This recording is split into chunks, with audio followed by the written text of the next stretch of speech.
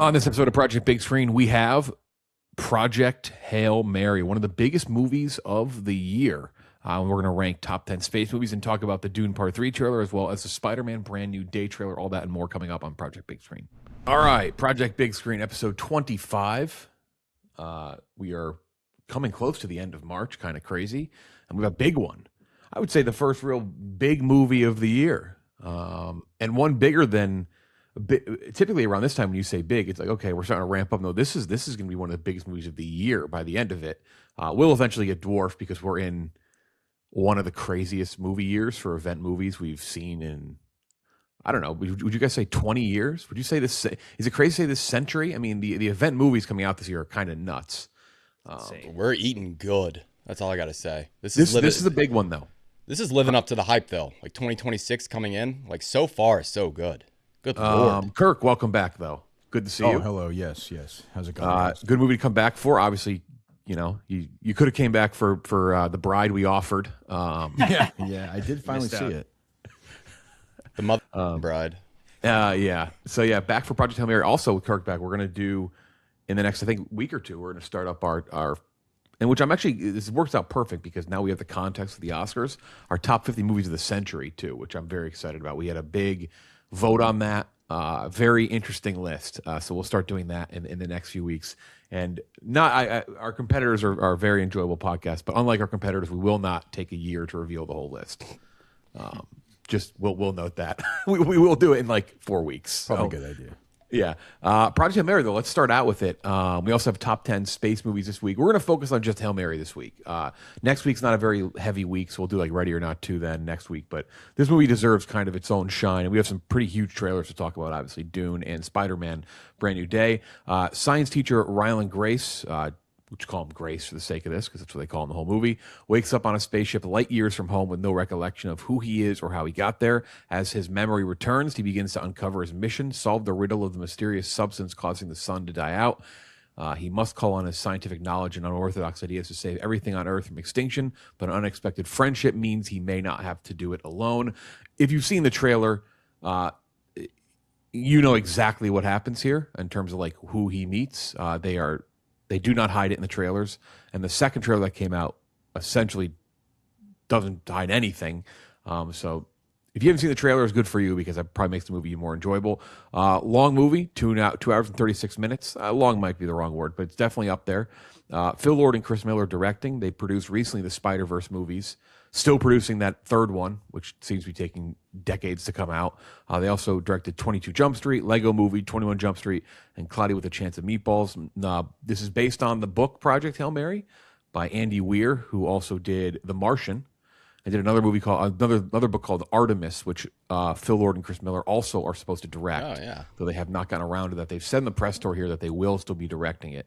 Ryan Gosling, Sandra Huller, who had a couple Oscar nominations and some big movies a few years back. Lionel Boyce, Ken Leung, and Milana Weintraub, projected to make. Though this is the Ryan Gosling movie. This is Ryan Gosling. Projected to make $80 million at the domestic box office opening weekend, which would be the second highest domestic start ever for a non-franchise. You had only Oppenheimer, and I was reading Variety said that there is a small chance it does eclipse Oppenheimer. It doesn't need much more. It's going to fall just behind it. 95-96 split Rotten Tomatoes. It is beloved by everybody. 8.5 IMDb, 77 Metacritic, Letterboxd 4.4. Kirk, why don't you go first? What did you think of Project? And you're also, I believe you're the only one on here who's read the book. Yeah. Hold up. Okay. You read it? Yeah. Years ago. Okay. Okay. So we have multiple book readers. There was something recently where no one read the book. I forget what it was, though. Oh, The Bride, obviously. Yeah, none of us are. Yeah. Big Frankenstein. I'll remember what it is and I'll interrupt at some point. There was something recently no one had read the book, and I know people got mad at us. But okay, so we have multiple book readers, which I feel like you add some context for sure. Kirk, what did you think? Would you rate it? Well, you said beloved by everybody, and I will say not beloved by everybody. Let's go. Didn't work for me. What? And I saw that repulsive idiot spinning around and telling me if I don't love this movie, I'm not a human being. Which That's true. I don't even know what that means. I hate when people do that. It's so aggravating. I'm not a human being if I don't love this movie. No, what does that there's mean? something for everyone in this movie. I have a heart. I have a brain. I walk around. around. I urinate. I'm a human being. You know. So here's the thing. I liked a lot of it. The Martian I really like. Ridley Scott directed The Martian. He directed a movie that I think we'll probably talk about later, also set in space. The guys who directed this directed Cloudy with a Chance of Meatballs and 21 Jump Street. I like those movies. They're fine. But that sensibility to me did not work for this kind of movie. Everything is like that joke that is in a Marvel trailer, just over and over and over and over and over again. It was that sense of humor, which is fine. Like if people like it, and by the way, I'm clearly in the very heavy minority here. Everyone loves this movie. I'm thrilled. The theaters were packed. Klemmer always says movies are dead in January and February. The box offices, the world's over. The theater was packed. People were crying. People were laughing. People were hugging each other. They loved Rocky. Fantastic. When everything is a joke, it to me kind of wears out. I liked the first ending of the movie. I didn't like the second, third, fourth, fifth, sixth, and seventh endings of the movie as much as the first ending of the movie. To me, when you put something or somebody in peril, and you put an audience through the ringer, and then you do it again in the exact same sort of stakes 20 minutes later, and we go through it again, that's not good. If the third act of the movie isn't good, the movie doesn't work for me. So I'm going to have to take a hit on this one. I'm sure I'm going to be very wrong. It's going to get a million nominations. Gosling, movie, directors, a ton of below the line stuff. It's going to make, The Martian, I think, made $650 worldwide. This will make more than that. And it's going to become like this beloved. People are saying it's better than The Martian. I think they're nuts. I don't think they're humans if they think that. So to me, ultimately, I'll give it a 72. Okay, 72. I Welcome definitely, in context of The Martian, I won't say my score yet. I like this movie a lot. I think The Martian is a good step up. The stakes just feel higher to me in The Martian. They just do. This to me feels like a goofy, borderline SNL, kind of like right above an SNL sketch the whole time with Gosling, who I like, but he's a mugger. He's a mugger. Like he's a goofball, which is totally fine. But 70. I'll stay at 72. The more I talk, the lower it'll go. So 72. Okay, Kenjac, what'd you give it?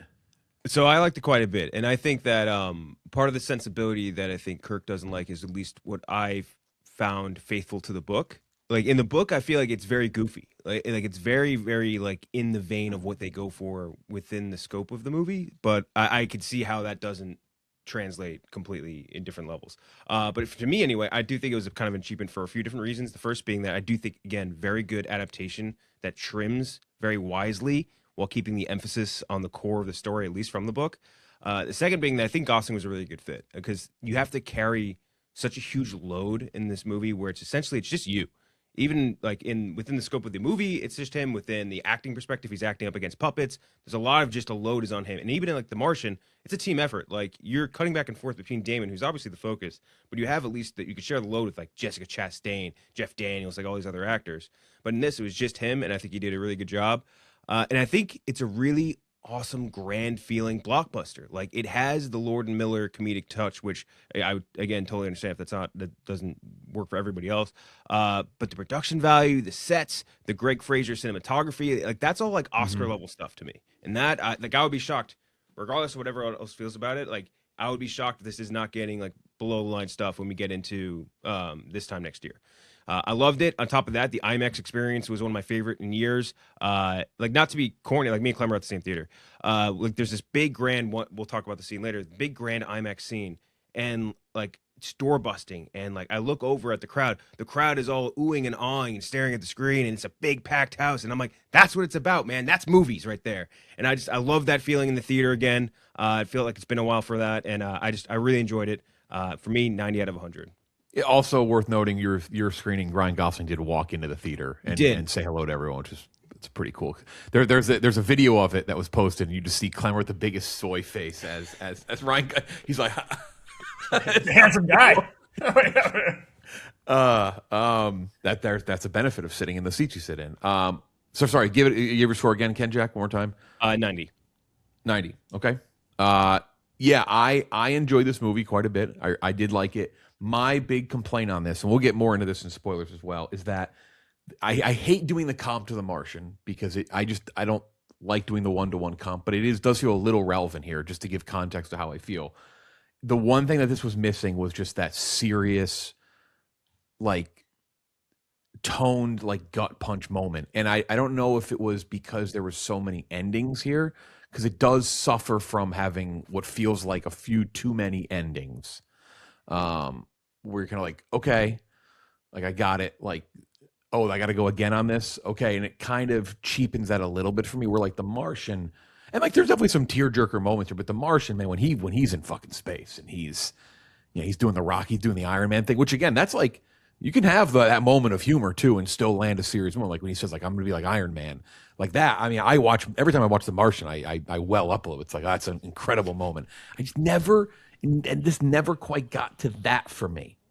I did like it quite a bit. I gave it an 89. But the first half I thought really had me, and the second half it just sort of never quite, like it landed the plane, but it was a little bit of a bumpy landing, even though I was satisfied with the landing. It just didn't hit in the way that I thought it could have, given to where it was going. Because I like Gosling, I like The Rock. I shouldn't say The Rock. People think I'm talking about fucking Dwayne Johnson. I like Rocky. It looks incredible. It looks as practical of a movie as you could imagine in deep space.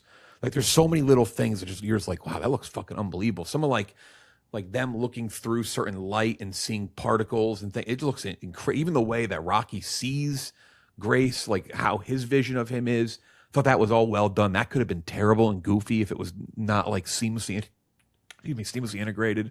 So I like that. I like Sandra Hüller. I liked her scene. Her singing scene kind of gave it like that levity and like humanizing thing that I wish there was a little more of towards the end. I think it kind of got bogged down by a few too many endings. Really enjoyed it. 89. I might like it more a second time I see it, but that's where I land at it right now. We can definitely talk more about I think the multiple endings thing is kind of where if you break one way of like enjoying it or liking it and really thinking it's fantastic. Klemmer, what did you give it? Yeah, I love this movie. Did you dap up Ryan Gosling? What's that? Did you dap up Ryan Gosling? I did not. I did not dap up Ryan Gosling. I love this movie. I love this movie so much. I think this is a movie that will have crazy legs. Like, people watch this movie 50 years from now. Because I think it's going to age really well because the themes of friendship and bravery are kind of eternal. I thought Ryan Gosling was perfect here because I think you need someone who is a little goofy. When you're just with him, kind of like what Kenjac was saying, where even in The Martian, The Martian comp is tough because The Martian's a great, like, you're comparing a great movie to a great movie. That's always tough, I think. It's somewhat unfair to both movies. On its own, this movie's fantastic, and Gosling works for me because you need someone who's a little, like, bigger or goofier than kind of like, an average person just because you're with that one person the whole time. That's why I think Gosling's really great in this specific role, especially. I loved Rocky. This movie just has so much heart, and I would go back to what I said about our initial review was like, I think this is someone, you could be 8 years old, you could be 88. It's something for everybody here. I'm kind of shocked Kirk didn't like it as much as he said, because I can't imagine anyone walking out of this movie and not loving it. I just think there's so much here that is universal, that is for everyone. I loved how it looked. Talk about Ward and Miller. They did a show on Fox called Last Man on Earth with Will Forte. Mm-hmm.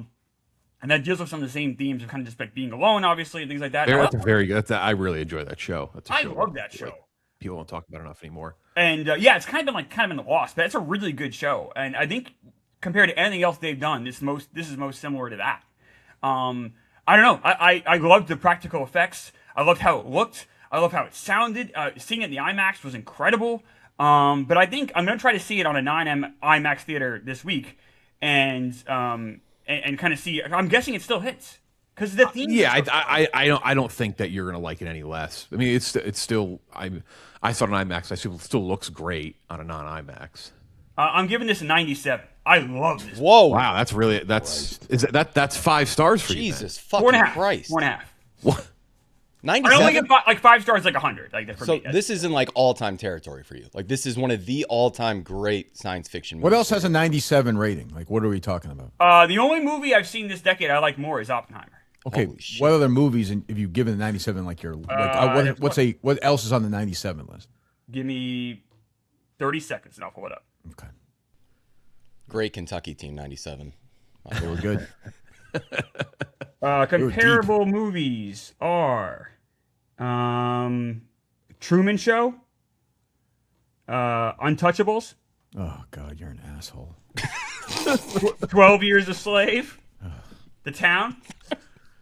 I'm sorry. That's my fault. I'm sorry I asked. That's my. I accept responsibility. Anytime 12 Years a Slave is on TNT, Klemmer can't turn it off. Oh, He's like, Clemmer can't. I got to see through to the end. Great movie. Just When because it's not Fassbender the showed up rewatchable at the thing. premiere, he was so excited. I loved Project Klemmer. I In loved it. character. Can I branch off one thing? Because Gooch, then you'll have you go next. Yeah. The only thing that I've seen that you just said, Klemmer, that I don't totally get is I've seen, like, I think The Martian is like there's almost like an excuse made for this a little bit. Again, I like this movie about it being for everyone, being like kind of juvenile humor in some spaces and being maybe for like. I think The Martian is there anything in The Martian that doesn't qualify as kind of similar though? Like The Martian is the same exact thing, right? I mean, it is for everyone. Fantastic. Okay. You like this better than The Martian, though? I like this better than The Martian. I have to. I did like this a little better than The Martian. I want to do a Martian rewatch. So I haven't seen it in a couple of years. There's But definitely Martian's more. fantastic. Martian's my favorite Ridley Scott movie. Fantastic. Would you say there's more humor in this than because there's Yes. still a lot of Yeah. really silly moments in The Martian? There's just a lot That's of comedy. like. There's just a lot. Every True, it is a comedy. Yeah, and he's got. I mean, he has a sidekick. I mean. Yeah, he's got the a good puppet review sidekick guys, he's working with, The good review guys double toasted. They're like The Martian. He's doing science and he's planting things, and this one is Ryan Gosling with a Muppet in space. Yeah, I mean- it's true. That's It's part of it true. too, and I'm not sure if you would agree with this too, because you guys read it. Like, I feel like the tone of the book matches the tone of this. Like, I haven't read The Martian yet, but I feel like The Martian was going for something different than the book. At least the book. I think this Project movie. Klemmer I think the book is light, but I think the movie was lighter. Like, for example, yeah. in the book, for example, early on, or he gets really emotional a bunch of times and cries about the people he went up there with, and in the movie, he kind of tries to, but it doesn't. The pilots have no impact on me watching. They didn't land that in the movie. I didn't think. I didn't quite. He gives this long speech about the guy who beat up Junior in The Sopranos, Klemmer. What's his name? Henry Young, right? Yeah. And he's and he's crying, and he's like, "You seem like," and I'm like, it didn't land for me at all. In the book, though, it did. So that's kind. But Yes. you're right. The book, you're right. The book is like, I can see why they chose these guys why Gosling wanted these guys to make this movie for sure, because it is light. I do get that. Yeah, no, I'd agree with you. You get a lot more context within the book, and that's like It's maybe a my book. bigger complaint. You have to abridge a lot of stuff, right? Yeah, for the definitely. sake of the movie, but you get a lot more of the stakes for the human characters, which you don't really get. Same thing with Strat, like Sandra Hüller's character. You get a lot more context for, but you got to cut stuff somewhere. I'd watch a 3-hour cut of this movie though. I did flew. Yeah, I didn't feel in terms like I know I said like the endings thing, but I didn't feel too much at all. Gooch, what did you give it? The physical release will have 3 extra endings on it. Don't worry. That's what The Martian has the extended. Actually, the one behind me is the extended Martian. I really like this movie. I really like the book, and I think this is about as good of an adaptation for a sci-fi book as you can do, just in terms of bringing the science to life on screen. And there are a lot of very obvious comparisons. The Martian being one of them. 2001, obviously, kind of grandfather of them all. E.T. very clearly with Rocky. Close Encounters is very directly referenced at one point. But the movie I really thought of, and I've seen it twice now, and the second time the movie I really thought of was Jurassic Park. And I don't think it's anywhere close as good as Jurassic Park, but it nails combining movie-making magic with a real reverence for science and making science look cool.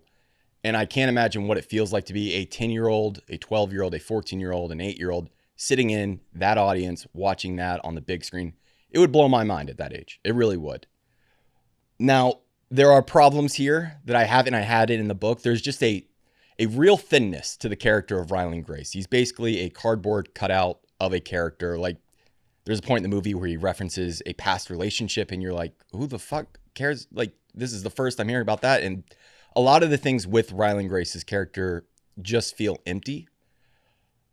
But I'm able to look past that, I think. And I think most people are able to look past that because of the work that Lord and Miller and Greg Fraser did in terms of just the visuals. They just knock you away. And it keeps moving and it keeps moving. It moves quickly for a 2.5-hour movie all the way up until the end. I would agree with Kirk. The book has the same problem. It just ends and then it ends again. And it really can't pick the right ending or where to climax in the third act. But That wasn't a big question. It was like, is that a book thing or a movie thing? But it sounds like a both thing. It's a book thing. I don't care for that ending, and we'll talk about it here in a minute. But other than that, like, this is like, in terms of big productions, like, this is what they should look like. I hope this absolutely does gangbusters at the box office, and it sounds like it will, because this is a movie that people can take lessons from. Because when you build a world like this that people want to go and see over and over and over again, it just makes the biggest difference. Like, sitting there and watching that, I can't imagine how, like, Kathleen Kennedy, the Disney board, feel watching that and seeing, like, what they can do with that budget, and then seeing what they have been putting out. Like, it's not even on the same planet. So I'm at an 85 out of 100. I have my complaints, but I'm able to look past so much of it because, good Lord, what an experience in the theater. Yeah, we'll talk about spoilers now. We'll talk about the ending, where everyone lands on the ending, the main ending. So just a heads up if you don't want it spoiled. Pausing for a second. The end of the movie, there's multiple sort of like fake out endings. He saves Rocky. Rocky saves him. He saves Rocky. He goes back to get him because he realized that there's an issue with the thing that they discovered. It's eating through his fuel, and then his Rocky ship is made out of everything that's fueling his ship. So it's like, you know, he's going to just die in space. So he goes back to save him, and then he ends up on his planet. He sacrifices himself, essentially, sort of, because he's not dead, and sends all his shit back to, all the stuff that they discovered, back to Earth. And then he ends up living on Rocky's planet, and they build him this big dome, and he's teaching these little rock kids, I guess, like little, like small rock children. Yep. Imagine if there was nothing goofy in the movie until that final moment. Imagine how just abrasive. If it was like dead serious, and these rocks like jumping up and down. Around.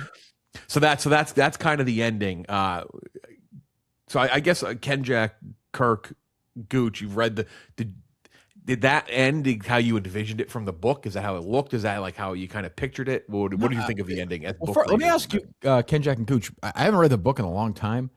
It doesn't matter, I guess, but as I recall, he aged as well. Like, didn't he have a cane at the end of the? Yeah. Yes. It's like 1.5 times gravity on that planet, so he's like punched over, and I think he's aged out. Yeah, which is probably the right move, honestly. Not doing that, like that would have just been weird.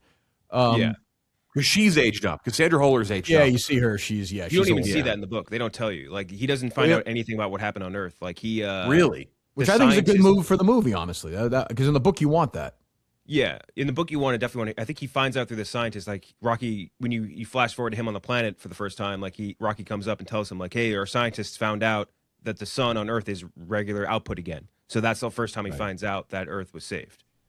Yeah. Yeah. I do like that change, because it kind of, that decision in the book kind of undercuts like his sacrifice, like kind of what it is. Yeah. Right. But I look at it as, you get in Rocky, Rocky saves him. Rocky almost dies. Everyone's emotional. People in the theater are crying. He then lives. They do the thing where they walk away. I know, watching, having read the book, and just being a human being watching a movie, there's no fucking way that Rocky and Grace are going to be apart at the end of the movie. And then I remembered, they're going to have to do this again. So then he's going back to Earth, and he's like, oh, wait a minute. He's going to burn up. So he goes and saves him again, and he's waiting, and he's like upset again, crying that Rocky might die. And I'm watching it knowing there's no fucking way they're killing Rocky. So it was just... I don't know what the solution is to slice that in half, but you have to do that. There can only be one of those. There can't be two. And then the thing at the end where he's on that planet, that's fine. That doesn't really bother me, but I hate doing it twice. It makes no sense from a storytelling, from a dramatic perspective. Yeah. Yeah. I'd also add, how did you all feel as the non-book readers about the amnesia kind of framing of the movie? Because it's something that it's bearable, but it does feel... in lesser hands, it's completely hacky. I'll put it that way. It took a long time with the book, too. I mean, a pretty good... Yes. Yeah, it took a long time for him to get his memory back in the book. It was just tests, and like he couldn't even move, right? Because I think 2 + 2 to start the movie. Yeah. Time is everything takes a lot longer in the book. Like, every single action takes like weeks within the scope of the book. They consolidate that a lot and don't just tell you time in general. Which I think you do deal with that, obviously, and like, I mean, that's just like anything like this where they're not finding ways to have like, we have time accelerator ship, if they're keeping it as, in the Martian deals with that, right, as realistic as possible. It's like, which I always wish they would hammer home the time a little more on the nose, because like it is like kind of like a shocking thing to see when you're like, oh my god, 17 fucking years, like stuff like that, like 4 years to get like, you just like when the years stack up in the months, you're like, oh my god. That's always been like my one little complaint about The Martian. Like if you ever like read the Martian timeline of like how long it, like it's like holy fuck, it's like they really turn, like when they turn the ship around in The Martian, that's like one moment where like I know they sell it and they're like, hey, we're adding 3 more years, but like I don't know, it doesn't hit until you're looking at it. You're like, oh my god, they added years back on just to go get him. So yeah, this one I didn't have an issue with the way the storytelling worked. They also did a very nice job in terms of the aspect ratio, in terms of flashbacks and present day. Cool. I think that's a very good use of that, and not just like. We've seen good uses of IMAX and things, but a lot of times with the aspect ratio change, it just changes and doesn't have rhyme or reason. So other than the fact that obviously you're just looking at a different aspect ratio, so I thought that was used well here. But I thought it was a little long to kind of get to why he wasn't, because I was obviously confused. I'm like, they're going to clearly explain this, but it didn't click right away, I guess, for me. Is that how the book opens too, with him? Yes. Yeah. Being like, oh shit, where But am I? it is, I would say, much less, and it's one of the big changes from the book. I say the book opens in a much darker tone. Like the way the movie opens, it's played very comedically, like Ryan Gosling. I mean, you have Ryan Gosling, so use him, like making those noises and those yelps. He's getting like a rectal tube shoved out of his ass in the book. Like it's bleak, and he's like, what the fuck is going on? Like it's not as funny. But yeah, I think the playful tone, I think it definitely, like you were just saying, when you got Gosling, I think you got to go for that, not as serious. I didn't mind the framing device of having it take a long time to get his memory back. It didn't bother me, and I thought it was effective storytelling.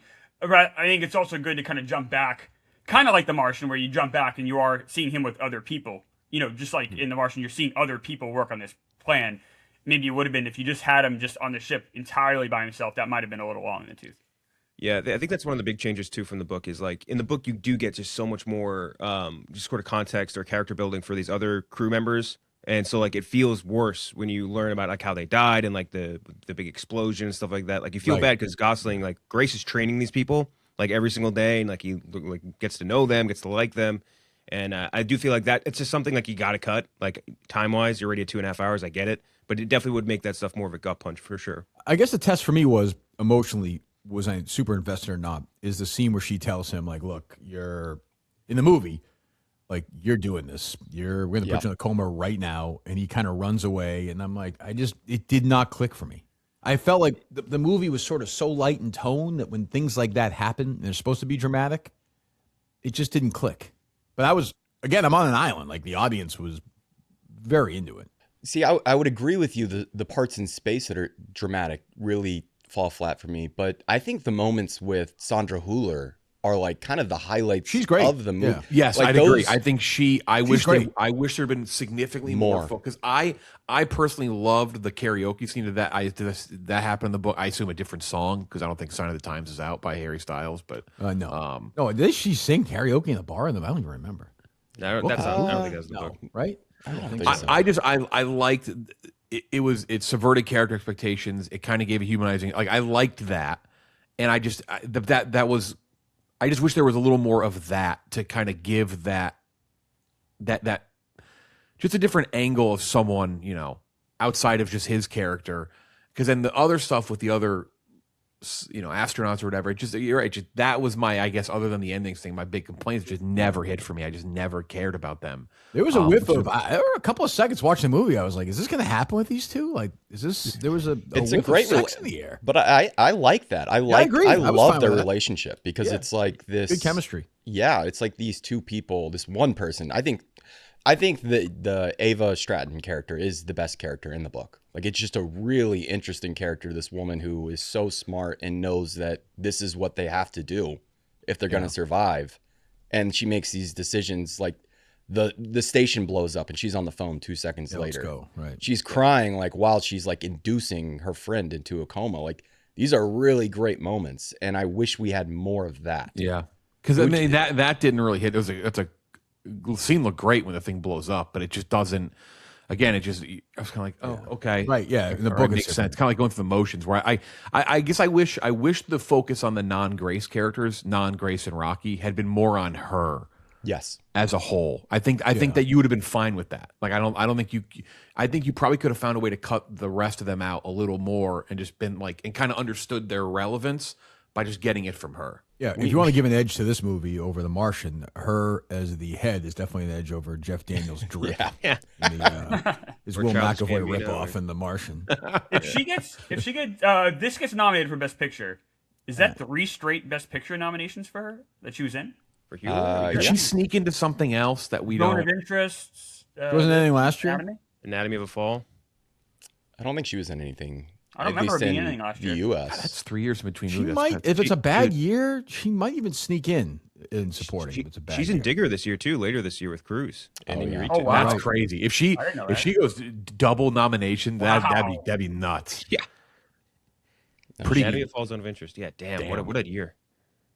Jesus. There was one other change too. I don't know if you guys remember this. The scene where Rocky saves Grace and then like almost dies, right? Right. If I remember right in the book, they kind of save each other. Like the spin is happening, and Rocky saves Grace by stopping the spin, but then he's immediately dying. And then if I remember right, Grace like picks him up and drags him to the environment yeah, or I whatever. think He that's burns right. the shit out of himself, and he almost dies. And then they both just kind of sit there almost dying until I think like Grace like almost saves him, if I remember correctly. And that was one change which I thought was interesting to make because I think it was kind of better to keep the book version almost because them constantly saving each other is kind of like the theme in the movie. Like they need each other in order to advance the goal for both of their species' survival. But in the sake of the movie, I don't think it mattered a huge ton. But one of the tiny changes I might have loved to stay. Yeah. Plus, they had sex in the book. They did have sex in the book. Like 30 Violently. pages. It is very specific. Yeah. Very Yeah. graphic. A lot of straps. Yeah, it was tough. Good move to get rid of that, I think. Does he have any other books that could become movies like this? Andy? Artemis, Just that right? one I mentioned, Artemis, I think. Huh. They say that's the worst of his 3, right? Or books, if I remember Yes. right. Oh, I I'm haven't not read sure, it. but I was gonna say this book. I don't know if you guys felt this way while you were reading it. I think very clearly written with a movie in mind. Like it almost definitely. it Sure. reads like a screenplay. Yeah, Ryland Grace is like it's like an old Grisham character. Once a movie started happening, you can just tell. Yeah. I'd go as far as saying that the character Ryland Grace was written with Gosling in mind. I Yeah. mean, And you're right. It's interesting. I think book and movie, there's just nothing there, which is okay, but there's not a lot of, and maybe that's somebody who chooses to live on a different planet than Earth. There's nothing for him to live there. Even when he's teaching in the book and in the movie, I just didn't really care. yeah, when he says like, yeah, she left me because I had my head in the clouds. Like that's not a real character. Right. That just felt lazy to me, at least. Yeah, that's fair. Almost just leave it out. Like don't even just make him ambiguous and make him mysterious. He's very clearly supposed to be an everyman, but like it's Ryan Gosling. Come on. Yeah. A movie that we all, I think I'd categorize Kirk liked it. I think just not loved it to the extent that a lot of other people did. So pretty wide range of scores here. There you Gooch, go, what'd Kirk. give it You're again? human. You liked it. That's good. Huh? You're human. You liked it. Well, then I didn't. If that's I'd rather just not like it. If that's your how you do it. If I never read the book, I definitely think I would have liked it more. I fell into that trap. I'm guilty of that. Gooch, what'd you give it again? Remind me, score wise. 85.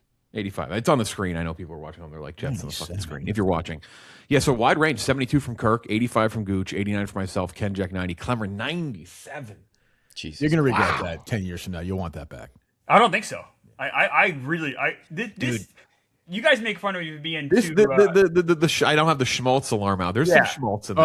Oh yeah, this is Poptimism this 101. this Big is time. melting from schmaltz. If Gosling doesn't, this is where you can make shit on me for the small thing. if Gosling doesn't show up, is it like a 95? Like was it you just heightened? What's that? If Gosling doesn't show up, is it like That didn't. No? I mean, I was cool, but I was.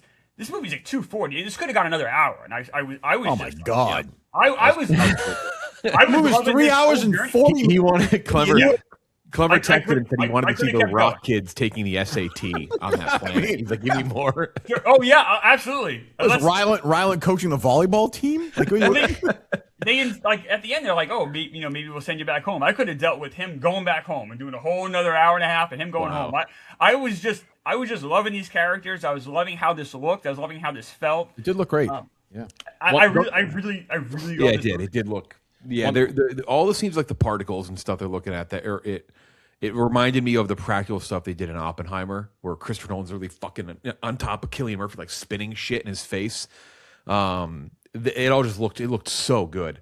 And don't get me wrong, I really enjoyed the movie. I'm excited to see it again. At least I bet you at least 10 nominations. It's definitely it's- the nominee for Best Picture. Definitely. And then it's Yeah. got all the below the line stuff.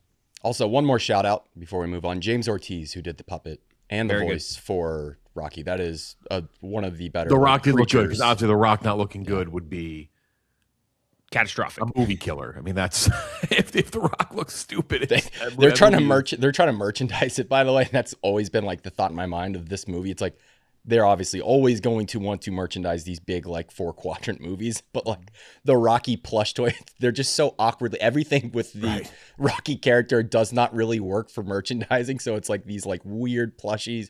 I know Kenjac, you got one. Has it come in? I Yeah. bought, No, I I didn't bought get it. it. No, No, I bought it. Klemmer, you got it. Has it? Clemmer bought a Rocky bought a Rocky toy. Why, It's- Klemmer? we're not going to get it for like a month, I think. It's got a fleshlight built in. For what? Yeah. For what point? For just why? To have the Rocky plush toy. It's great. Just like play with it? This is what To we have got. it, put it on the desk right Oh, there. okay. Look All at right, Rocky. okay. Yeah. Okay. They Does did. it They have a- did. It'll make me happy. Every That time one I you can. open That one you can actually hug.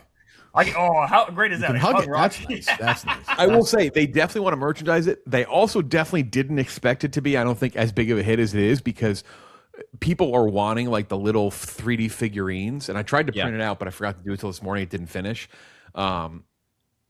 People want like things from the movie, and they uploaded a 3D model on the Project Hail Mary website to have you print it out. If they had known this was going to do, if they had like really known that thing would be up for sale, they would not be offering that free to print on their website. Also, the biggest opening for Amazon, obviously. Yeah, they needed this. big that win. studio has Big been win. terrible since Amazon. That's a took big over. that's a big win for people who want theaters too. It's like, okay, like I know it's like whatever, root for Amazon, bootlicker, but no, if they're gonna make movies, let's at least make them fucking good and make a lot of money, because then they'll keep putting them in theaters. So, yeah, that's a big one, and a big one for Amy Pascal, one of the producers of this movie, and we'll be talking about her in about 10 seconds. We talk about Spider-Man, Brand New Day, which I'm very excited to talk about, because one of the wildest stats we've ever seen from a movie trailer. Project Hail Mary, though, definitely go check it out. I think everyone here would suggest that big time, because this is a movie you see in theaters. This is definitely something. Go see it. If you can see it in IMAX, go see it in Dolby, whatever you can see it in. Just go see it. If you got a little shitty theater, doesn't matter. Just go.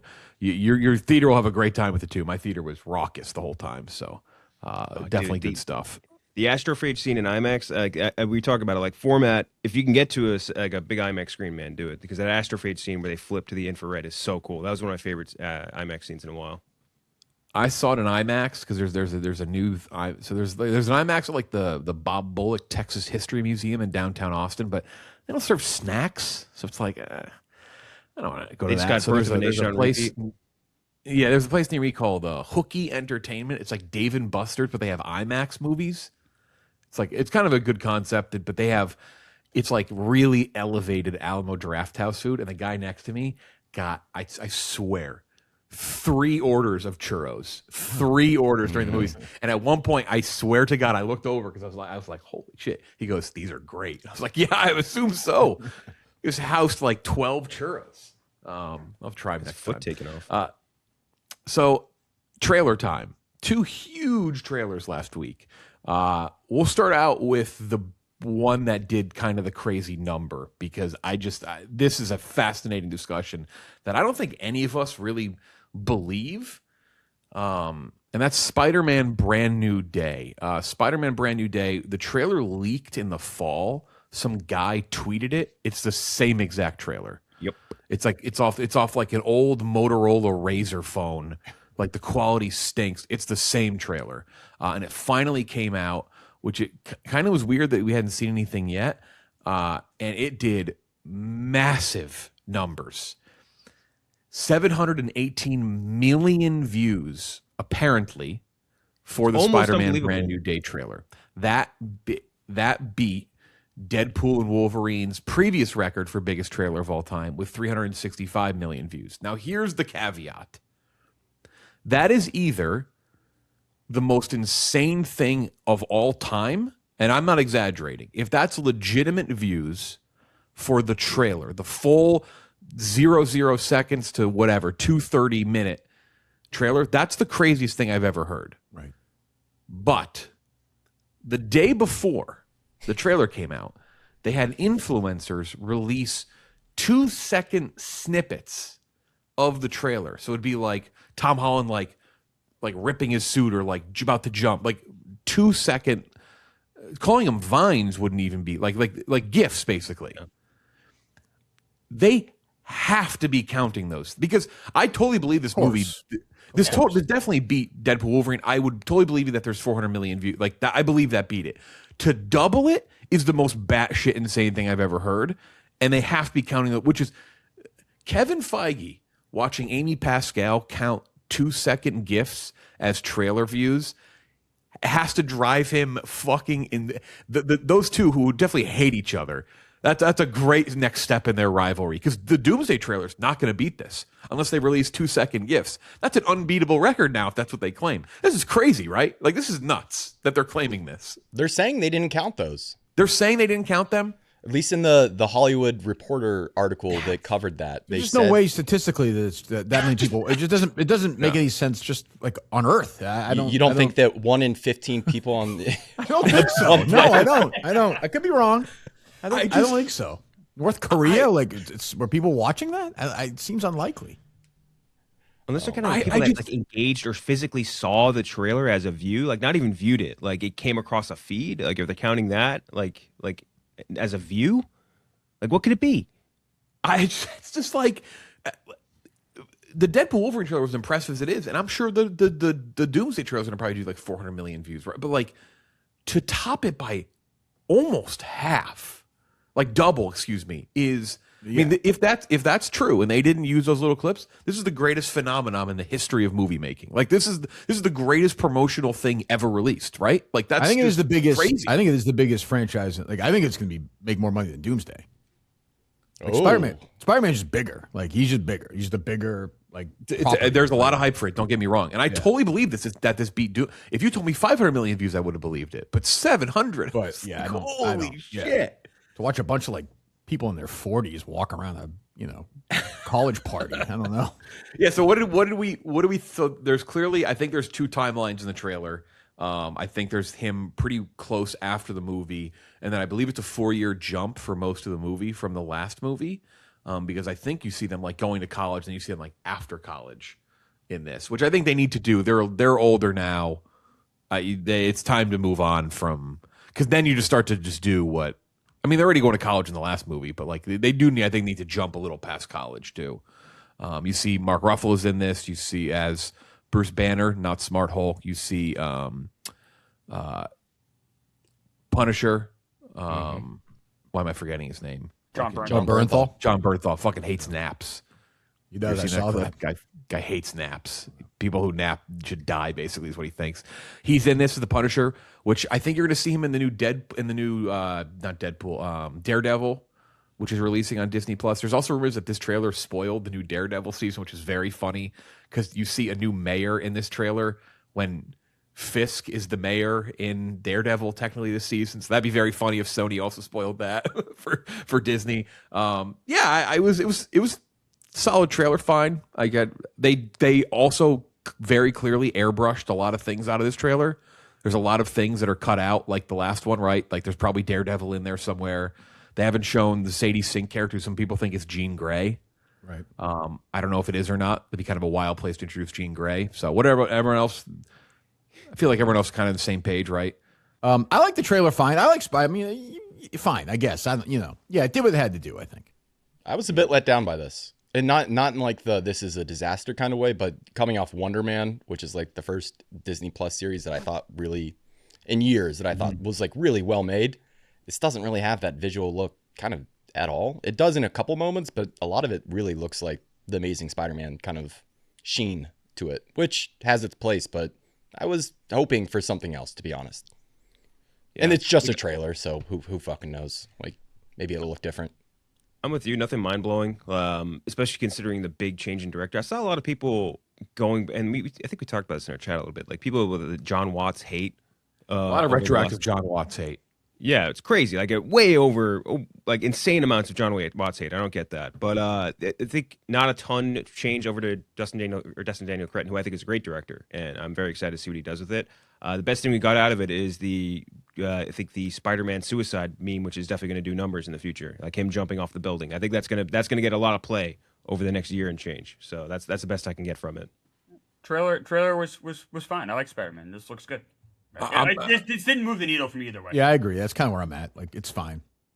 Destin Daniel Cretton doing this and kind of change. I like the John Watts ones, but it's nice to get a different vibe and different vision too, just to kind of give it some new life, maybe new look, especially as he moves on to like a different part of his life. Peter Parker does. This comes out July 31st, 2026. Keep an eye on that prediction from Kirk. Makes more than Doomsday. It's going to make a fuckload of money either way, though. This is one of the movies. There's a big group of movies here that are going to make well over $1 billion. This is absolutely one of them. This one won't have IMAX either, though. Oh, that's true because of Nolan, Crazy right? Odyssey. That's true. I think Still Doomsday's should going to make. stink. So that's just my gut feeling. I could be completely wrong. So I think it's not going to be I think Spider-Man will go a while. But I think the last one made 1.4 billion Spider-Man, but it is an outlier too because it was so nostalgia based with the 3 Spider-Men. So yeah. So that is the brand new Day trailer. Next up, the Dune Part 3 trailer, which came out the day before, somehow survived the 2-second gifs from Spider-Man, which were dropped on the same day as this trailer. I didn't know what to expect. I thought we were going to get a significantly smaller trailer. I thought a teaser, because this doesn't come out till December. This comes out the same day as Avengers Doomsday, which will probably end up being one of the biggest days of the box office ever. Like, Pack your fucking bags, Feige. Nobody's going to back off now, huh? Like, it's showtime now. Which I do wonder if a little bit of them is like, why not play off? Like, why not see if you can get a little extra magic like Barbie Oppenheimer did? Though people are going to go see both anyway. It doesn't, I don't think neither really need it, but it is going to be that. You want to talk about a fucking event weekend for movies? That is going to be bananas. So this gave a full trailer. Like, if I don't see another new trailer for this movie again, I'll be very happy. Like, that's enough. Like, you gave me everything I need to see. I think look, I'm very biased. I'm a huge Dune fan. I think that was a fucking awesome trailer. That kind of hit everything it needed to hit. Great music. You have Chalamet singing. I also think that Chalamet losing the Oscar was the greatest thing to happen in this movie and its marketing. It kind of came out at the perfect time. I do wonder how much that was timed that way. Because like he's still kind of in this discussion of, what his career, this, that, and this comes out, and it's just it made the rounds. It did not do what the Spider-Man brand new Day trailer did, but I don't think anything ever will. Pretty heavy. What? I don't think anything ever could do the numbers that Spider-Man did. I don't think it's physically impossible to do like 1 billion views on a trailer. So what AMC has been doing is for special movies, only the Odyssey up until this point, they play the trailer after Nicole Kidman. So they have Nicole Kidman, and then they do a special trailer for Odyssey, the teaser. And they did this for Dune 3. Dune 3 got the post-Nicole treatment. Got it twice. They're playing it twice right now. And they play it during the main trailer package, and then the lights go down. And then they do these, which I love because it's like, let people get to their seats, 1, and 2, the lights down makes a huge difference when you see that trailer. Yeah, I know Kenjac and Gooch, you were with me. This is like, I made a video about it on Twitter. I was kidding because I'm very excited for everything else coming out this year. But I'm like, if I only see one thing the rest of the year, it's this. I think this thing looks fucking unbelievable. So, and this, they're going for it. I think it's very clear too with putting a trailer out this big, this early. I almost 9 months out. They're going for that Return of the King energy and trying to get something here. I would advise the people who are putting money into Dune Part 3 Oscar Best Picture wins. I don't think it has a fucking chance, to be honest. Like, just source material itself. Just source material, too weird. There's so many good movies coming out this year. I just don't think this will ever play to that crowd. Like, I think it's just too much. Like, even with Lord of the Rings, it's still kind of sword and sandal. This is like huge sci-fi franchise stuff. Like, I don't know if I don't think this can get to Best Picture win. It'll very much be nominated. Yes. Yeah, but I don't think it has like really any realistic shot at winning, even if it's 100 out of 100, which I think it could be. But kind of depends. It depends. Things sometimes just kind of come in. You know, I don't know what the favorite is right now, but you never know what. You probably say Odyssey. Yeah, but I feel like they're not Yeah. going to give Nolan. That's not going to happen too. Yeah, times in a row. I think that's a huge thing working against that movie is will they, which I'm not saying is fair. I think No, I'm like that's bullshit, same, but just how it yeah. works. So yeah, maybe I don't know. I mean, don't you guys think like Project Hail Mary is a better chance of winning Best Picture than No. Dune 3? No. Nope. Really? Yeah, no, I don't think so. Too early. And early, like, Kurt. and That's too, definitely my reason. I think it's too early. I think a little Sinners too got hit goofy with too. that. I think a little too goofy. I don't actually disagree too much with what you say, Gooch. There, I don't think it has no chance though, because it is coming off of legs of two other movies nominated for Best Picture, and I think they're going to campaign the living shit out of this movie. Like I think they are going to go balls to the wall for this thing to win Best Picture. And I think you've seen. I think the biggest example of that is the fact they just released a full trailer 9 months out. That's true. Which they hadn't really done, I don't think, for the other ones. It'd been like small teasers the first trailer. So I would side with what you say. I'd say I don't think it'll be the favorite, but I think it has a better chance than the last two had. yeah. Okay. Do you guys think that Doomsday stays before we move on? Yes. I do. Yes. You know who's fucked by this is Jumanji 3. Who That gives comes a- out the week before. Jumanji. I didn't even know that was coming out. God Yeah, damn. and that's a big franchise, and that's going to get swallowed up in week. Damn 2. it. So you know what, Klemmer? That like you're right initially, but I bet you if it's pretty good, like week 6, it'll be still chugging along.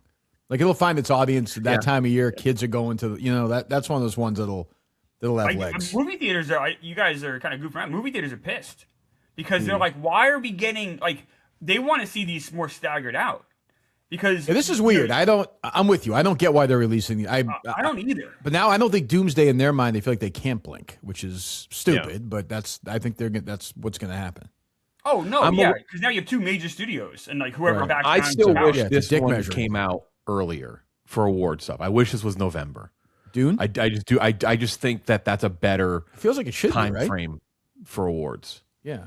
You know what kind of ruined that? I think was Hunger Games being in that Thanksgiving week. I think this could also be something, and I don't know how much control Chalamet has in this franchise. Obviously, moving forward, he'll have a lot more control, but he's becoming a Christmas time release guy annually. You can expect a Chalamet movie in theaters at Christmas time. that's I do true. wonder if this is from his camp, that he wants that Christmas release. This I like that. we won't get too into the weeds on source material here, but I will know I've seen a lot of that about like this is one of the few things I have read, and they do get weird and they get worse as the Doom books go along. And I've seen some people being like, I don't know, fans don't like this stuff. I'm like, well, my one counter to that is, A, it's being pitched as the conclusion, right? B, I know there's been some Villeneuve said apparently like door open if people wanted to continue, but he's concluding it in his way. C, I guess in the sense, Villeneuve is a fan. He's a diehard fan of the book. And so my thing is, if you're a fan who knows there's issues, I think he's a fan and knows there's issues. I think we've seen he's willing to change and do different things. So I'm not concerned about like the crappy source material angle of things, I guess. I do think he'll make the right. I at this point, I trust him as much as anyone in Hollywood, other than maybe Nolan and like maybe Jordan Peele. So it's like, I just so. Yeah. Also, all we Ryan heard Coogler, for I like years, that list. all we heard for years was that Dune is impossible to make a movie out of, and he did it twice with two. Right. In my opinion, good to very good movies. I know you guys think they're great.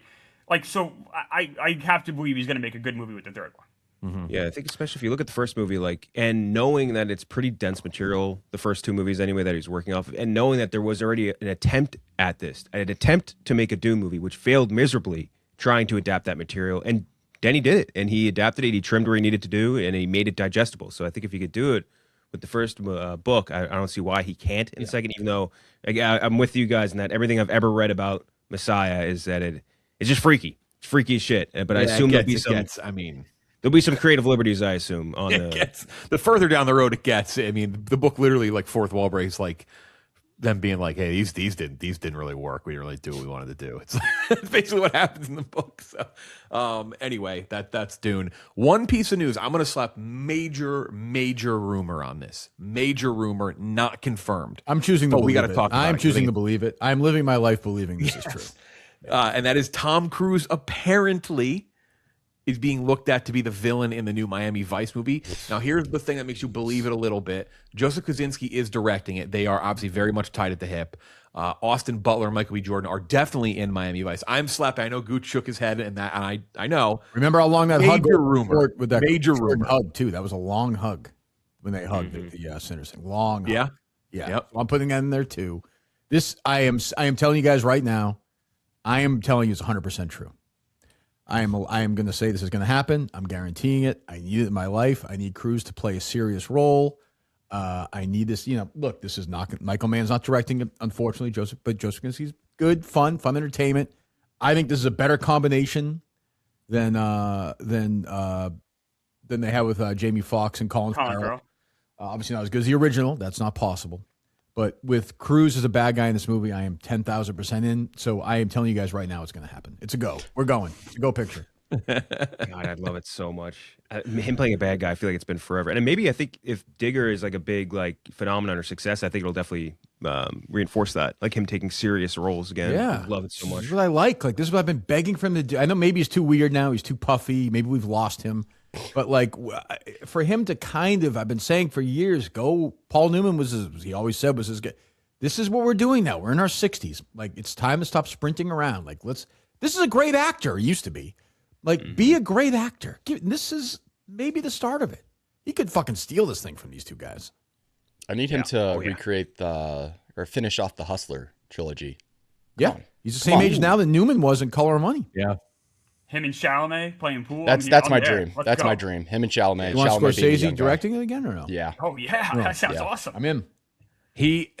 So this was disputed by some other people as well. This has made its way around the movie rumor Twitter where people they dunk on each other. It's like they're just nasty to each other, and it's just very funny if you follow movie news rumors. But this is up there.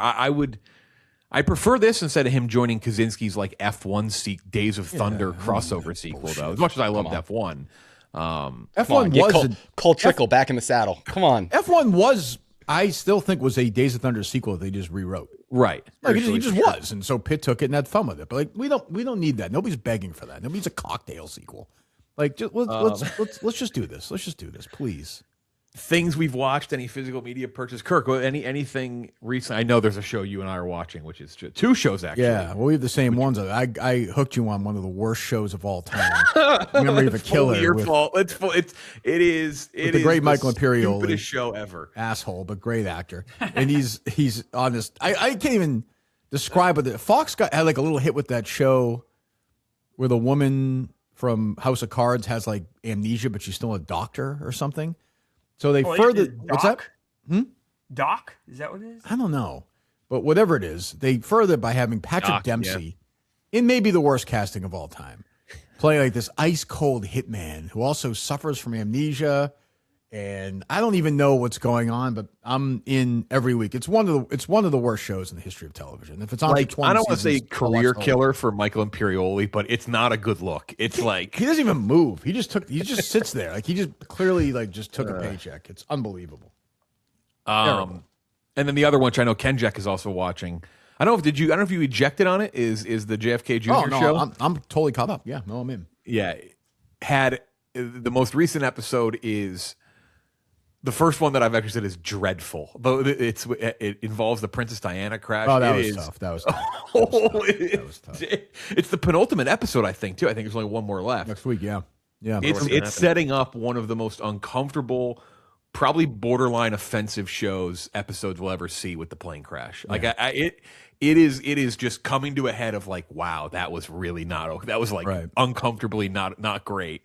As part of the Murphyverse, I probably shouldn't weigh in that much, but it's true.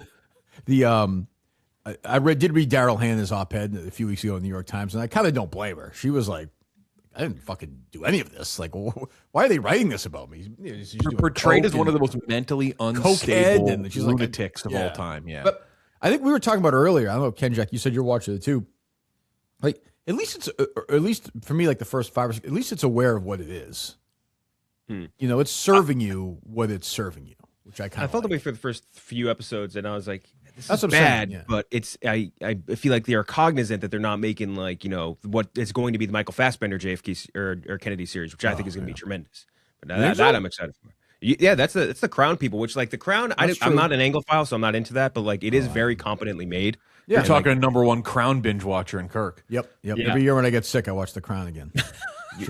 Make you sicker. Yeah, no, I love it. But yeah, I've said you're it on right, this show. Kenjac. Like five's, and then it just took a turn. Is that what you're saying? Because I kind of agree. Like somewhere we lost it this series. Yeah. Binging The Crown is like walking through a combination of mud and quicksand. It is so British. Just but stiff lips, just a tough scene. Tough scene.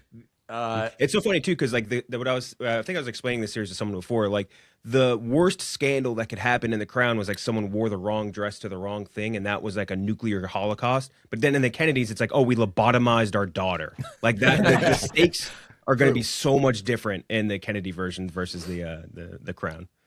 And then a show that it's the stupidest fucking show of all time. I don't know if I can keep Paradise. doing it. I don't know.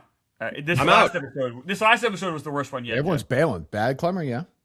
The first season was very good, and this season is such a mess. But there's only 2 episodes left this season, so I think I'm just like in it for the long haul. But like, it's bad. Well, and there's only one season left too, so it's kind of the perfect like I'm not going to quit because I know there's not like 8. But I should quit though. It's we know still what they're going 8 to hours do. of my 10 hours of my life that like. You already know what it's gonna be. They're gonna fucking tease time travel in the last episode, and they're gonna be like, "Well, wait for season 3. We're gonna get more time travel." Yeah. And I'm not into it. I feel like I'm tapped. The time travel is gonna be because there's people watching this who like this who I don't think realize it's a sci-fi show, and they're gonna see the time travel and they're gonna be like, "What the fuck?" Is this gonna end with James Marsden alive? Like it ends like that'd be unbelievable. Oh my god! If you walked out of like the Avengers portal, yes, I'd be back. Sucks. Paradise is worth watching solely to listen to the covers of popular songs that end every episode. It is dreary covers. Egregious. When they had the strum, we've mentioned it a couple weeks ago when they're in Graceland, and they're leaving Graceland, and there's a strum of guitar, and you hear "You ain't nothing but a hound." Fucking bad. I was laughing. I paused the show. I was laughing so hard. It's unreal. Klemmer, I know you saw it too. Reminders of Him, terrible movie. Oh, Reminders of Him was stinks. What a like offensively bad movie. Yes, another Colleen Hoover, another stinker from the Colleen Hoover universe. She co-wrote this. Yeah, it's bad.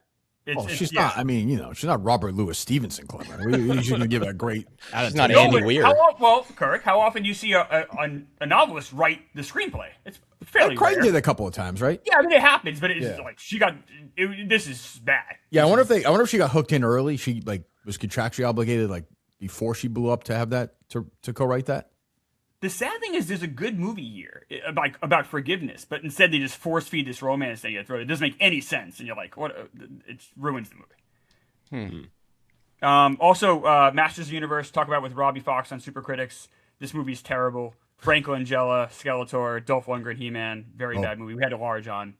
People were. I will say, I took my son Harry. He didn't even know about this to Project Hail Mary. He didn't know this He-Man movie was coming out, and people were actually laughing at the trailer. Like they were like laughing. So I'm excited for that one. I'm gonna have a good time with that. I just don't know who that's for. I have no idea. It feels I'm excited. I think I said when the trailer came out, I'm excited for it either way, good or bad. Like there's just something to it. Like crazy. I know I'm gonna have a good time. It looks like it's from the 80s. I don't know. I'm kind of excited. It's Dungeons and Dragons all over again. Yeah, it's going to be D&D all over again. Where the trailer was, me and Kenjac made fun of that trailer. We did. So we hated that trailer, and then it was like a pretty fun movie. I hope so. Yeah. The HBO, by the way, Neighbors was very good. The finale. Dude, I watched that finale last night. I hadn't seen any of the other episodes. Holy fuck. Holy shit, that's one of the craziest endings I've ever seen in a series. And Neighbors, God. The Bill Lawrence one, I think is solid too. It's very corny.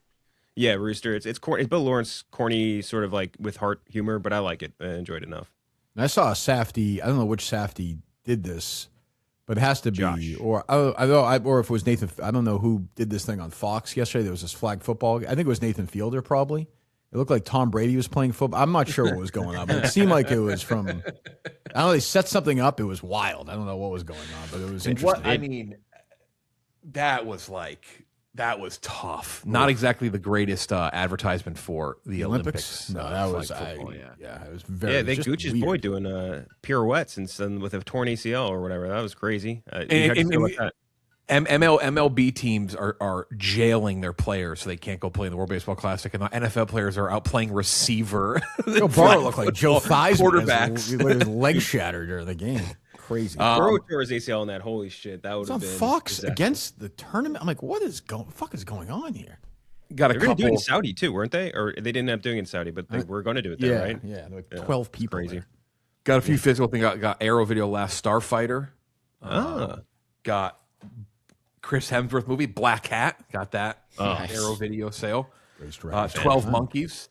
Oh, And then a movie that Klemmer hated that I love. I love this movie, Flash Gordon, Arrow Video. Oh, Flash Gordon stunk. Clemmer. Robbie hated it too. Robbie trashed it on Super Critics. Oh, he did? Okay, well, now I guess I'll change my mind. I didn't realize. You like? How do you? What do you like? I like it Flash because I Gordon? watched all the time. I was like 6. All right, well, watch You it know what I now. mean? It stinks. Yeah, but I would like have fun with it. Like, I don't know. I mean, it's like purposely like cheeky. You know, it's like supposed to be But it bad. doesn't go full camp. It doesn't do enough of that. Yeah. A great, I will say, great score though. The Queen stuff's great. I see the Marty Supreme. I could see the corner. You got the A24 release. Do you like their packaging? I do. I like the spine. I like the. It has like a video store feel to it. Something about it bothers me. I don't have any physical, by the way, but before we move on, keep your eyes peeled this week if you are looking to get in the game, because I do think Criterion should have their biannual 50% sale this week. Yeah, always a good time to do it. So yeah, stay alert. And I know I was gone for a while, but Marty Supreme, another movie I didn't really like that much. But that's It's true. It's right. You've not been on here to talk about that. Didn't Yeah, love you it. We'll did do not it. love Didn't love it. You did like The Bride though. You did give it a 95. So. I was Motherfucking unbelievable. Bride. I remember you. Yeah, you said the Mary Shelley spoke to you. I gave it a 97 because I just had fun with it. Before she spoke to him, though, she said, knock, knock. Yes. Oh. Christian Bale plush toy. Paul Atreides could look up and pull out a fucking paddle and play the guy from Marty Supreme, and I would be less shocked than I was when they played Putting on a Ritz in The Bride. It was incredible. One of the Like great that, moments. I won't be more shocked the rest of the year in a movie when they played that. The other person I was in the theater with walked out when they got up, like 40 minutes and walked. They looked like they had been like concussed. They were like just almost like wandering around, and then they left. It was just like, I was like, you gotta, if you're here at this point, it's like week 3, you gotta hang in. The guy behind me had a good 40. He had a good you could hear him pick the keys up out of the cup holder. Like it's like this guy's fucking ready to. Her go. next He's movie out. will be good. She'll go smaller again. Her next movie will be good. Yeah. Folks, this episode brought to you in part by BlueChew. That's right. You know what time it is. Time to level up, and BlueChew just dropped something crazy. Next level. Championship gold-plated energy. BlueChew is the newest innovation from the #1 chewable ED brand. Not your grandfather's little blue pill. This is the 4-in-1 beast that's setting the gold standard for performance. We're talking 2 ingredients for the blood flow to keep that thing going that you need there. Blue Chew Gold dissolves under your tongue and works in as little as 15 minutes. That means you get it on quicker and stay in the game much longer. Elevation without hesitation. That's peak right there. Peak passion, peak performance, all in a single tablet. If your bed could talk after this, what Blue Chew's telling us this area. If your bed could talk, they'd be asking for a break. How about that?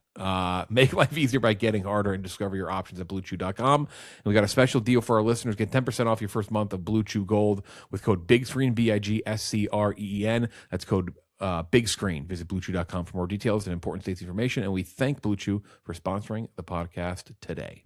All right. Top 10 space movies. Top 10 space. We got an even 5 today, so just 2 picks each. This could be wide ranging. This could kind of be anything. Just a movie that is set in some way, shape, or form in space. Kirk, myself, Gooch, Kenjac, Klemmer back to back, 5, 6, and then Kenjac, Gooch, myself, and then Kirk. #1 space movie set in space of all time. Kirk. Well, I think you can make a case. I probably wouldn't. But you can make a case as the best movie of all time. So I'm going to go with Empire Strikes Back. Mm-hmm. Number one. I mean, I know it's not. I just feel like it's. I always tell you say why the The same Empire thing Strikes with Back is great. I mean, it's It's my number one movie of all time. I always say if it wasn't Star Wars and it was something else, like I think more people would say it's number one. Not that it's like a crazy take to say that, but I do think it'd be a significantly more common if it's just the Star Wars of it all. I feel like Where is it on now? It's now. It's always running where? An AMC or FX? Where is it now? I forget. Wherever it is, wherever they're doing marathons on it now. It was on a couple weeks ago, and it still looks great. Yep. It just looks great. It's just one of the great, I'm not going to sit here and tell you why The Empire Strikes Back is great, but yeah, there you go. And he only directed one Star Wars movie, right? Was it Kirshner? Irvin Kershner directed that one, yeah, and then Marquand did Jedi. It's crazy he only did one. Like, it's such a great movie. Star Wars? Yeah, like you think he? Oh, you're talking about Irvin Kershner? Yes. Lucas. I think he was Lucas's. He was a professor of his at USC, I think. Yeah, and he definitely wanted to. There was. I think the lore is. I believe he was asked to, or they wanted him to, but it didn't. He ended up not doing it, and then they wanted Spielberg, but because Lucas and his whole thing with the DGA and the credits after the movie and everything, it just didn't work out, and they ended up getting Marquand. Remember they wanted Lynch. They talked about Lynch too. Yeah, Yeah. Which is insane. Lucas was, Lucas had a great eye for this stuff, but he wanted. I think with Kershaw too, he thought he could definitely control him. He just didn't want to direct anymore. And the production, if you watch the making of this, it's crazy. They were the weather was unbelievable. There were days they couldn't even leave the hotel. But yeah, the last 40 minutes is just unbelievable. So Kershner, he only did 2 more movies after Empire Strikes Back. Never Say Never Again, Bond movie, and then RoboCop 2, and then never made a movie again after RoboCop 2. What a life for Irvin Kershner. He was an older guy too, right, at the time, I bet? Yeah. So my next one, this is tough. There's so many good options here. So many good ones here. But for me, it's like, I also like the idea of how much of this is set literally in space. And I like it more than probably a pick that I think many people would think maybe is going to be here. I like it a hair more. I gave this one a 97. And there's other movies that I may have rated higher, but the fact that this is just set in space and it's so like NASA astronaut based, I'm going to put The Martian. What? The Martian is 2? Love The Martian. I like Dune more personally, but we're talking space. This is set in space. I just think it's a great performance from Matt Damon. I love, like, this is a space movie. Like, this is like, when I think of it, and I know Space Odyssey, whatever, obviously transcendent, inspired everything, but I love The Martian. I can't pretend I don't love The Martian more. It's on the surface of Mars. It's not in space. Yes, it is. They're flying around space for like years. Space. It's mainly on Mars. He physically flies his human body through space. Might as well be in Arizona. Chastain's team is in space for like 90 years. It's a fine. It's a great. I defend The Martian. It's split into thirds, and I would say that 1/3 of it is in space, and the other third is on Earth. The other third is on Mars. But That's a space movie, though. It's definitely a space movie, no question. But it's the same way Empire Strikes Back. I mean, Empire, they're in the Cloud City, and they're Yoda's place. Yeah, Empire Strikes Back is atmosphere Hoth, and based. Yeah. I'm just working off your logic, not the whole being space thing. Like that's what I'm. Yeah, it's not. It doesn't have to be solely in space. I mean, it's non-Earth based is basically what I'm. And so much of it is in space. This is gross. The Martian at 2. I can't believe what I'm hearing.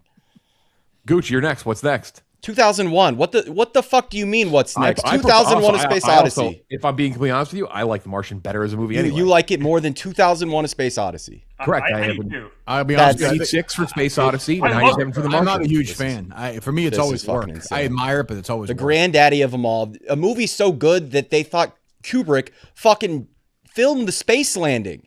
The moon landing. Yeah. It broke people's brains. It still breaks people's brains. Yeah, I mean, I love 96 for me. I think it's great. I think it's inspired a lot of stuff. It's an amazing movie, but I'm not gonna. I mean, this is not like a. I don't think it's like a film school ranking here. This is like I prefer film The Martian. School. I prefer The Martian. I do too. I don't. Martian's a more entertaining movie than crazy 2001. to me. I don't see them. I don't see them playing "Turn the Beat Around" in a Space Odyssey. I don't see that. Got Mozart, Beethoven. Is Kristen Wiig in 2001: A Space Odyssey? No, Childish Gambino. Don't think so. Childish Gambino. Sean Bean. Bean. Damn, I forgot. I will say The Martian is an all-time. Oh, they're in that movie. They're in this movie. Forgot that. But no, 2001, granddaddy of them all. I mean, not only influenced like just sci-fi genre, like it's just really at the top of the mountain for me, at least. I think it's a perfect movie. From the opening till the final credit, like just takes so many bold decisions and just, I think, pays off on all of them. I mean, yeah, I mean, it would have been my. Every movie we're talking about here is, by the way, is great. Yeah. Yeah, these are all great movies. Kenjac I 4. fucking hope so. We're at the third pick in space movies. But there's been some reaction. People are like shocked and stuff. No, These this are all debate. great movies. We're saying, should it be that high? I think everyone understands 2001's a great film. I don't think there's anybody who's debating that. I think some people are debating if Martian's a great film. It sounds like. I'm a Martian defender. Yeah, he likes The Martian. Great movie. Yeah, because people try to be like, that's a no. bad Ridley Scott, like in terms of his filmography. I'm like, this is one of his best. You just wait till I pick the Tim Burton Planet of the Apes. Just wait. Oh my Just God, I fucking just wait. remembered. There's another Ridley Scott movie. God damn it. No shit. Jesus Did you Christ. say you think The Martian's his best movie? Oh, Yeah. jeez. Right? What am I forgetting? Wow. Well, I mean, think of what we're doing right now. He has another space movie that is quite Oh popular. no, I have the Martian ahead of it on this list. Yeah. Ooh. Wow. Okay. So does Jeff apparently. Yeah, that's fine. Go ahead. Who's up? I think I'm up, right? I think that I also kind of want to do it in like the spirit of like a space movie draft. And I think that one that stands out, and I don't think it's better than some of the other movies I would even have in my own pool, same kind of reasoning as Jeff. I'd go with Interstellar, because I think that if you're talking about space movies, like that to me is like a definitive space movie. You are spending a lion's share of your time up there doing like all like sort of like a lot more sciencey stuff in space, and like I love the way they present it. Was it Hoyt van Hoytema? He's like just the premier space cinematographer. Everything looks incredible. It made me look at how you could shoot space in modern blockbusters differently versus like how they were being shot versus through the, I would say, 90s into early 2000s. It's totally different. And I think it was a real game changer in that regard. Love it. Again, not maybe as good a movie as some of the other things, but if I'm thinking space movie, I'm thinking of Interstellar. And regardless of, love being the transcendent thing, the Tesseract, all that bullshit. I like Interstellar. If it's a 90 out of 100, I'll always be at the low end of the spectrum in terms of like our generation, like because this is viewed as like, I mean, it's so many people's just like generic favorite favorite movie of all time, and I've always enjoyed it, but just not as much as Nolan's other stuff. But this belongs absolutely top 5 if we're doing this list. Murph. Goddamn Murph. Klemmer, back to back picks. All right. My next pick, I guess, would be Star Wars, the original, New Hope. I think that's all. I like that a little bit more than Empire Strikes Back. I know that's like, but like I have both in my. No, I've never had any issue with. I've never had any issue with Star Wars, people great. preferring that. Yeah. And then this is a movie that I think you guys will all agree should be number 6. That's Project Hail Mary. Mm-hmm. Hell I yeah, love this Klemmer. Asshole. Hell yeah. I thought you were going to say Apollo 13. You must love Apollo 13, right? I like it.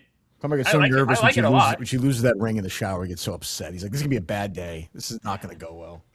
I like it. I have a couple other ones ahead of it, but for space movies. But yeah, Project Hail Mary Is number better 6. than the movie we just referenced earlier. The Ridley. Yes, I have that Okay, I don't think 9th on my list. to fucking say. Okay.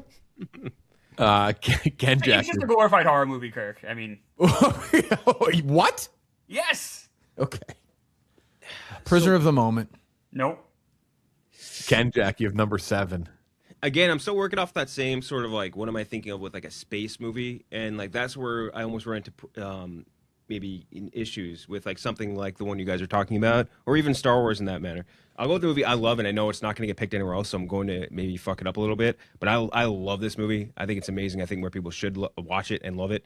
Fucking James Gray's Ad Astra. I love Ad Astra. I'm an Ad Astra defender. I wouldn't have had it on my list, but I am an Ad Astra defender. I think it's one of the most gorgeous movies. That's another Hoyt van Hoytema space movie. It is beautiful. The way they shot it is insane. They use like multiple cameras to get like planet surfaces. Like it is a crazy, crazy good movie. I think Tommy Lee Jones, I think it's one of my favorite performances I've ever seen from him. Brad Pitt's awesome. I think top to bottom, great movie. Slow burn. It's just a James Gray isms, I guess, but I love Ad Astra, and I think it's a great, great space movie. People fucking hate this movie. And they hate James Gray for some, like people like that's like an inside baseball film buff niche thing, but like Some people fucking hate him for some reason. It's like they hate his style of Long movie. for me. I like it though. I do like it. He doesn't Yeah, like the movie either. James Yeah. Ray is like kind of open about like he does not like the way that movie came out, which I think is crazy. Yeah, remember he did a long profile before the movie came out, right? I remember reading it. Yeah, where he was down on it. Which I think it's I'm with you, Kenjac. I think it's pretty brilliant. Okay, Gooch, you have the next pick. Yeah, I mean, I feel like the asshole picking like the basic film school picks, but Alien. Ridley Scott's Alien. Come on, in space, no one can hear you scream. On here. Yeah, I mean, it's just perfect and economic and like just kind of not only is a great space movie, but also a great horror movie, Klemmer. But I would argue that space is integral to everything in that movie. That is what makes it so horrifying, that they are out there alone. Yeah, no, I think it's brilliant and is inspired by Star Wars, which I think is always the thing I always remember is that Ridley Scott just says that he saw Star Wars and was so fucking depressed. Yeah. He like just kind of like stopped doing anything for a few months and then started writing Alien and figured that out. So Alien, I think a perfect movie in my book. Yeah, that'd be number 2 for me, for sure. Yeah, it'd be in the top 5. No Avatar on your list. I don't really know if I consider that space. They don't really go out into space too much. Yeah, that's the same thing with Dune for me. Like Dune is sci-fi, but I don't know if it's space. No, and that's why I'm not going to pick Dune next because it's just not set in. There's like a little bit, like a little bit. It's just not enough. Yeah. It's so planet based. Shit. Next one's. I think next one's kind of tough. There's a bunch of little things that I could. You kind of throw in there, but I think I'm just gonna back to back you and go Aliens, and go Aliens here. Alien. Like these are kind of like twin movies for me, and not twin movies are wrong. That's when they released 2 of the similar movies in the same year, like Deep Impact and Armageddon. Or whatever. But these are like a pair almost for me, right? Like I just kind of think the same way with Dune Part 2. In terms of like big like block, I know they're very different types of movies, right? They're directed differently, but I just think if Aliens there, Aliens got to be there as well. Love them both, both absolutely excellent. So yeah, I'll go Aliens 9. Kirk rounded out number 10. Klemmer was talking earlier about this log jam coming up, cinema this summer. I read this book last year, I think, in the summer of '82. Within 8 weeks, these movies were released in the theater. E.T., Tron, Conan the Barbarian, Blade Runner, Poltergeist the Thing, Mad Max the Road Warrior, and my number 10 pick, Star Trek II, Wrath of Khan. Hell yeah. Is a great science fiction movie. The best of that franchise, an underrated franchise. Every other movie. Wait, you mean Wrath of Khan or Into Darkness from J.J. Abrams? I think I mean Wrath of Khan. Yes. Just great, crazy emotional ending. Great bad guy. Looks fantastic. The original Star Trek movie was not good. Was not well received. And as a franchise, they were like, I don't know here. Then they remembered this old episode, and they're like, let's bring it back. And it lands. It's great. It still looks great. It's on all the time on whatever. I still have cable, and it's on one of the movie channels all the time, and looks great. And it is like I still get emotional at the end when Leonard Nimoy dies. He doesn't really. Mm-hmm. But it's great, fantastic. And those 8 movies were released 2 months within an 8-week span. That is pretty nice. E.T.'s another tough one for me. I kind of did not count as a space movie because everything. I don't like that it's set on Earth. Like same thing with Close Encounters, right? Like, yep. It's too Earth. Yeah. I don't mind Arrival. If you're on a planet. Yeah, or Arrival's the same thing. It's like you're set on. Those are alien movies, right? Yes. Yeah. Yeah. Tough. Two of my favorite. I think that's the 2 first DVDs I ever owned. Because let's remember here, Star Wars did not go on DVD for a long time, so that's very important here. I think 2 of the first DVDs I ever owned were space movies, and that would be Planet of the Apes from Tim Burton. My parents, they did love me despite me saying that out loud. And then Lost in Space, which I did just get on Arrow Video with Matt LeBlanc. The Matt LeBlanc Lost in Space. The William Hurt one?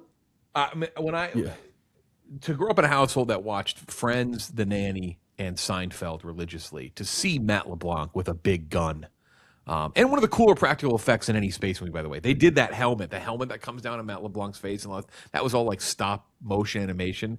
To see Joey from Friends with a gun was just unbelievable. What a stupid movie. What a cast though. That cast was Heather stacked. Graham's in that, right? Mimi Rogers, right? Yep. Great crew. Yeah, crazy stack. Lacey Chabert's in that movie. Yeah, right. She plays the daughter. Yeah, crazy movie. Gravity and Rogue One, I think both could have gotten a place on this list. Yeah. So I don't love Gravity. It's not. I like Rogue One though. I will say people have said that Andor makes Rogue One better. I think I like Rogue One a little less after Andor because I'm like, this is just so much better than Rogue One. Yeah. Gravity, I've never been a huge fan of. I was always pumped that Gravity didn't win Best Picture. That always made me very happy that it didn't win Best Picture. I think it's I've thrilling. never really Gravity's really good. It's a good movie, but I never It's definitely really. a space movie too. That's like if we were talking about like the definition of a space movie, Gravity's definitely up there. Starship Troopers. I had. I love Yep. Starship. I'm a big fan of, but yeah, Love Starship Troopers. didn't quite make the cut for me, but yeah. Did anybody have Sunshine? I had Danny Boyle's Sunshine. That is the movie love- that, like, if they went darker with Project Hail Mary, that is Sunshine. If you Yeah. like Project Hail Mary and wanted something darker, watch Sunshine. And that cast is crazy Good too. call. Like you got Cillian Murphy, Hiroyuki Sanada, Chris Evans, Michelle Yeoh, Benedict Viola Davis. No, I don't think so. Unless I'm forgetting. No. Like it's a crazy crew on that. And No, then I Danny mean, Boyle. We'll I'm get a thinking of, couple Solaris. replies of No Armageddon, Yeah, not my I don't hate favorite. that. no Diane Warren's Armageddon. We didn't. We actually we had not. I will say we didn't talk. We talked off the Oscars to the point of exhaustion last week. But since you're back, Kirk, I will mention. I know you were gutted. 0 for 17 for our. Yep. Well, I've watched that documentary 10 times. The one about her that she was nominated for. So I was bummed out. That after the Flamin' Cheetos film. I actually didn't. I didn't end up reading it last week. But David Ehrlich had a very good tweet about Diane Warren, where he just said, "I think we need to take a moment to appreciate that Diane Warren's awful nominated song this year is from a documentary about how Diane Warren loves the Oscars for awful nominated songs every year." Yeah. What a legend! She'll be back again. Oh, definitely. The 18th time yeah. is the charm. Absolutely. Dude, Do you think she she said sends she's emails like, to like Christopher Nolan and like Yep. she's like, "Hey, Yeah, why not? You never know. That's the key. That's how you get in. That is how you win this, Diane.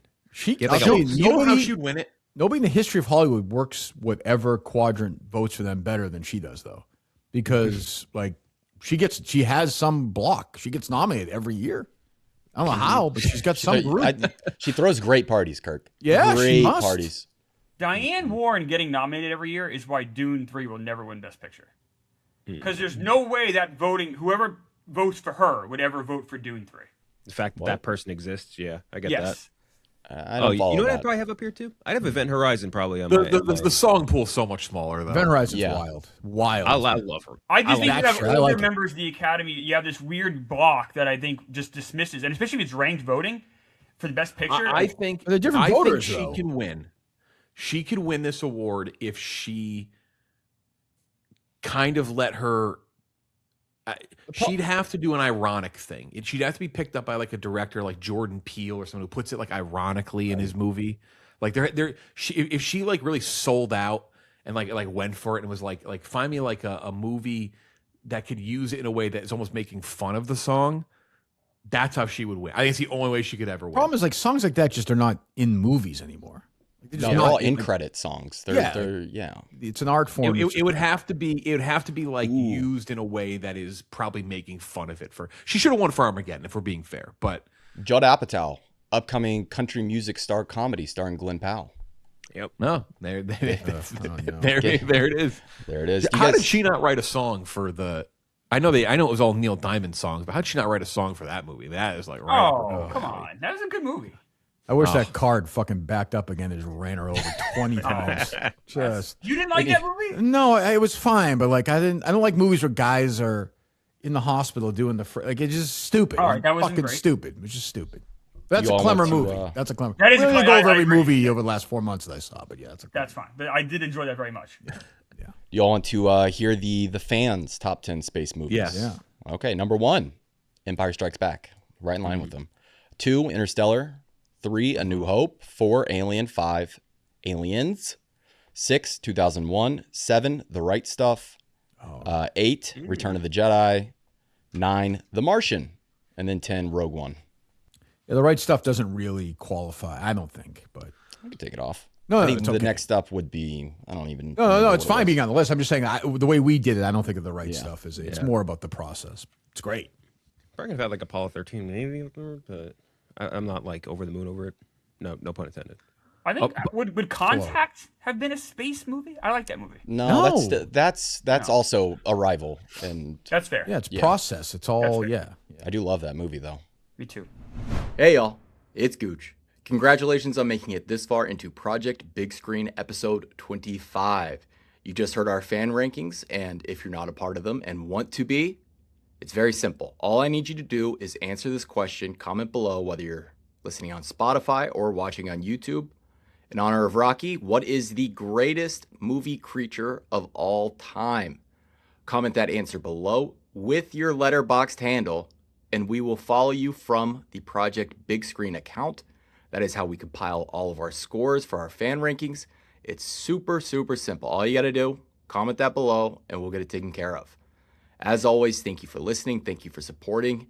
Make sure if you're not already, subscribed, at least in our podcast feed, subscribed on YouTube. All that stuff makes a huge, huge difference for us. All right, now back to the show. All right, that's it. Fun movie to talk about.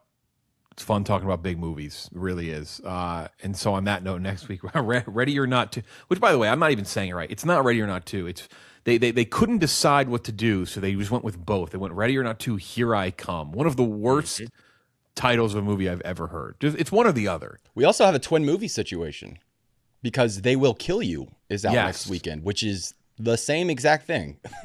Yes, it's crazy how that works. And then we'll also review. There's a streaming movie next week, which we will review, which has like a decent enough cast that will I think we'll give it a chance.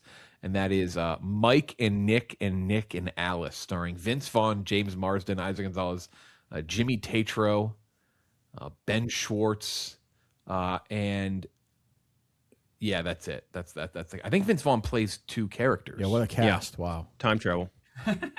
Yeah, yeah, incredible. Directed by Ben David Grabinski.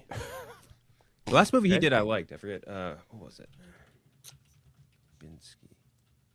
So yeah, we'll review those movies. That is it. As always, like and subscribe wherever you're watching or listening. We will talk to you next time.